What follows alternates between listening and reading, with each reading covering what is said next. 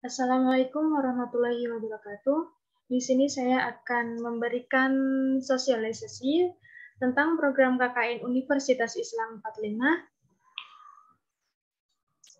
tentang pengelolaan manajemen keuangan rumah tangga di masa pandemi COVID-19 yang berlokasi di Kampung Jatimulya, RT 01 RW 02. Perkenalkan, nama saya Atik Rizkyani, NPM 4118303180045. Kelompok 1 dari KAP Prodi Akuntansi Fakultas Ekonomi. Apa itu pengelola keuangan? Pengelola keuangan adalah kegiatan merencanakan penggunaan uang yang dimiliki untuk dibagi-bagi sesuai dengan kebutuhan. Pengelola keuangan ini bagian penting dalam mengatasi masalah ekonomi, baik masalah ekonomi individu, keluarga, maupun masalah ekonomi dalam suatu perusahaan. Pengelola keuangan rumah tangga. Pengelolaan keuangan sangat penting dalam keluarga. Dengan mengelola keuangan dapat meminimalisir terjadinya masalah keuangan. Pengelolaan keuangan juga mengatur tentang pengalokasian penghasilan keluarga. Penghasilan ini dialokasikan untuk pengeluaran rumah tangga seperti mencukupi kebutuhan primer, sekunder, kegiatan sosial, hiburan, dan lainnya. Nah, di samping itu, bahwa penghasilan juga harus dialokasikan untuk menabung, berinvestasi, dan di mana dana tabungan ini dapat digunakan untuk kebutuhan yang mendesak.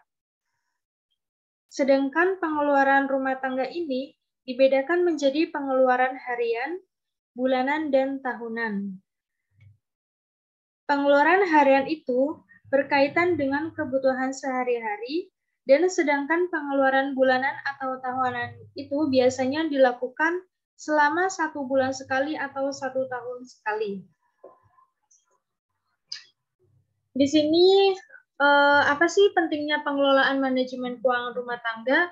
Yang pertama, kondisi keuangan rumah tangga. Kedua, ketahui pengeluaran rumah tangga. Ketiga, membuat perencanaan rumah tangga. Dan keempat, evaluasi. Yang pertama, ketahui kondisi keuangan rumah tangga. Mengetahui kondisi keuangan rumah tangga dapat menggunakan perbandingan antara jumlah harta yang dimiliki dengan jumlah utang. Yang kedua, mengetahui kondisi keuangan rumah tangga bertujuan agar kita tahu apakah keuangan rumah tangga sehat atau tidak. Di sini ada kolom yang pertama, harta, ada kas, rumah, motor, dan jumlah. Kas 20 juta rupiah, rumah 200 juta, motor 25 juta, dan jumlahnya 245 juta. Untuk utang tersendiri, ada utang tetangga 3 juta, utang warung 4 juta, utang bank 20 juta, total jumlah utang 20 juta.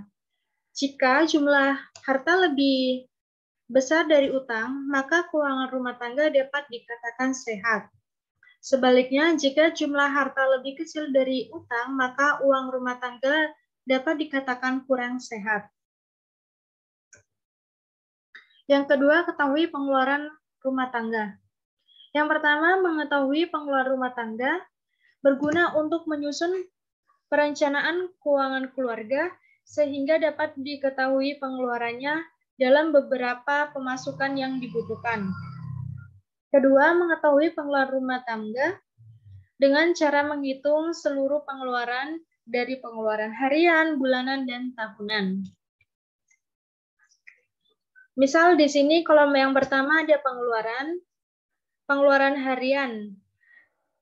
Misal belanja bulanan 60.000, uang saku anak 10.000, pengeluaran bulanan seperti tagihan listrik 300.000, SPP anak sekolah 200.000 per bulan, pengeluaran tahunan seperti zakat, 150.000, pajak kendaraan motor jika ada yang pengeluaran pajak kendaraan dimasukkan sebesar, di sini saya mencontohkan sebesar 300.000.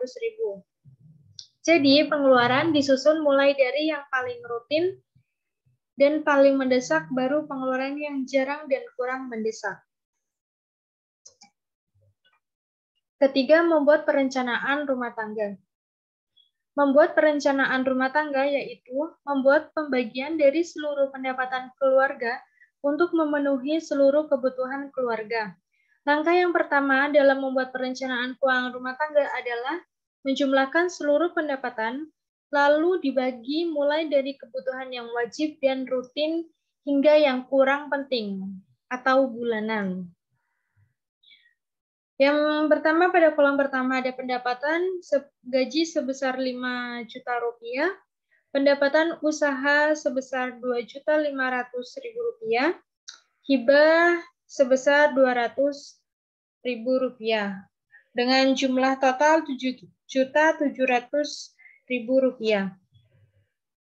Kebutuhan yang pertama, cicilan kendaraan motor sebesar 1.500.000 rupiah, SPP anak 200.000 rupiah, cicilan bank 1.200.000 rupiah, belanja bulanan 1.500.000 rupiah, tabungan 2 juta rupiah, dan pengeluaran lain total 1.300.000 rupiah. Total dari keseluruhan kebutuhan sebesar 7.700.000 rupiah. Yang terakhir, evaluasi. Evaluasi di sini saya menjelaskan evaluasi merupakan peninjauan pengeluaran selama sehari, seminggu, atau sebulan apakah sudah sesuai dengan pendapatan yang dimiliki. Jika terdapat kelebihan pengeluaran, tentu harus diperkirakan kembali pengeluaran yang sekiranya dapat dikurangi. Contohnya, jika pengeluaran listrik bisa dikurangi, maka lebih baik melakukan penghematan penggunaan listrik. Namun, jika pengeluaran sudah tidak mungkin untuk dikurangi, solusinya adalah mencari sumber pendapatan baru seperti kerja sambilan atau membuka usaha kecil-kecilan. Yang terakhir, melakukan pinjaman atau berhutang dapat menjadi pilihan, namun sebisa mungkin jangan digunakan untuk modal usaha.